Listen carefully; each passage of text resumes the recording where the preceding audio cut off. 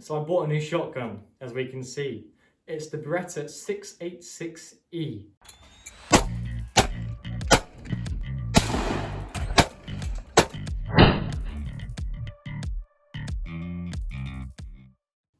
Now this gun was produced between the late 90s and the early 2000s, and it was a variant of the model 686 by Beretta, of course. So let's run over a couple basic technical specifications, and then I'll get into what I like about the gun so far, what I don't, and what I plan to do with it. So the gun itself is a 12 gauge. It comes in 30-inch barrels, however there are other options available. This one, well, all of them have a 76mm chamber, so 3-inch shells will fit no problem. It's a multi-choke, which is actually really nice. You can change up the chokes to suit whatever style of shooting you're doing. It can be close range, far range, could even be game, whatever you fancy. And the gun weighs in at roughly about 7 pounds and 10 ounces. So it's not the heaviest gun in the world, and it's not the lightest gun in the world. I think it's got a really nice weight to it, being what it is. Once again, it's a Beretta, so it's quite nicely weighted. Right, so what do I like about this gun? Well, first off, I like the Walnut. Look at the quality of this wood on this gun. It's very nice. Now, this was one of the Beretta's basic sort of entry-level guns. However, I think they didn't skimp out on the wood here. This gun itself is about 20 years old, according to the proof dates on the barrel, and I think the wood is still really nice quality today. So whoever looked after this before did a really good job. The checker ring is still there, and it's still not worn out. It's still very grippy as well, so you don't have to worry about it slipping out your hands at any time. And it's got that nice sort of beaver tail on the end, which once again makes for a very nice aesthetically pleasing look. So next we have the barrels. The barrels are 30-inch long, as I've mentioned, however they did come in other lengths.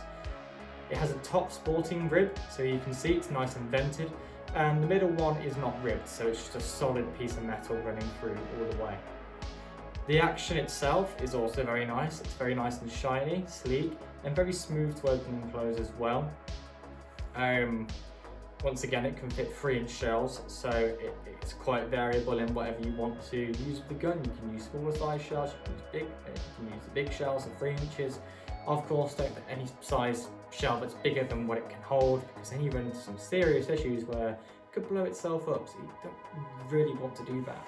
Besides, I think most places don't have bigger than 3-inch shells, so 12 gauge anyway, so it's pretty good.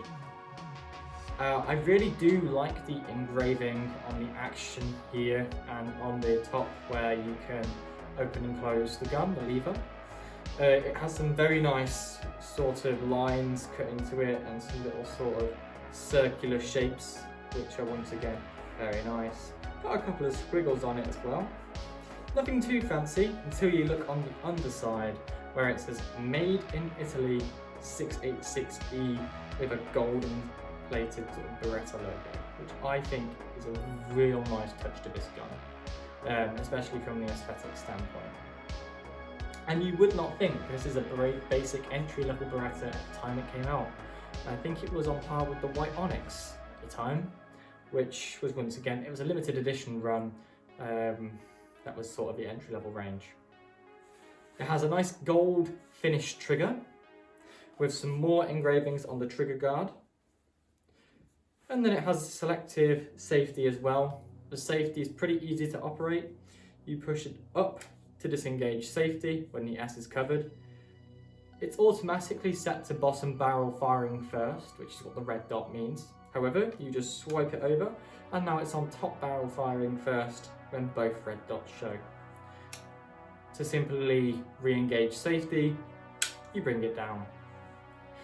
Now, that's what I like about the gun. I also like the fact that I've got the Beretta reliability with this.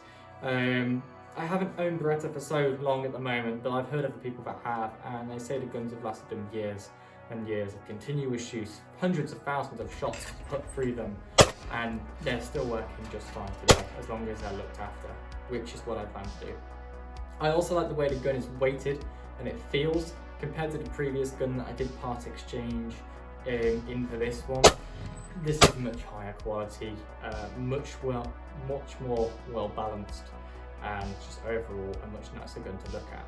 However, it doesn't come without its drawbacks, And the one drawback so far that I've found with this gun is it has a very short length of pull at 14.5 inches, which makes it a little bit difficult for me when I've mounted it. Looking down the barrel, it doesn't feel like it sits too well. It's got that movement area, it's not snug just yet, which is why I will be getting an extension butt pad on this sometime soon. Another downside to this, as you can already tell, the comb is a little low for me. So I do have currently sort of like a neoprene comb razor on, which does ruin the aesthetics of the gun. However, I will eventually get a comb razor cut into it by a proper nice woodsworker or gunsmith, whoever does that side of stuff. I don't actually know. You know, quality workmanship at least I will get done into this gun, which may also raise its value as well if I do come to sell this gun at some later date.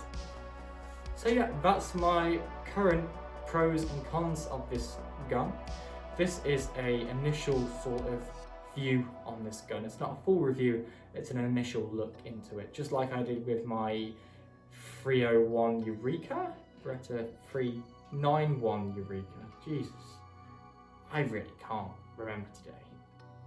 Anyway, so if you like the gun and you want to see more content with this gun coming out in the next month or so, full review, some shooting and so forth, do feel free to leave a like and subscribe. And I hope to get back to everybody soon with my final thoughts on this gun, if I will be keeping it, and you know, what do I think of it overall? Is it a good sporting gun? Would it be a good game gun? And just kind of get your own thoughts on this. Leave a comment if you have any questions, and thank you for watching.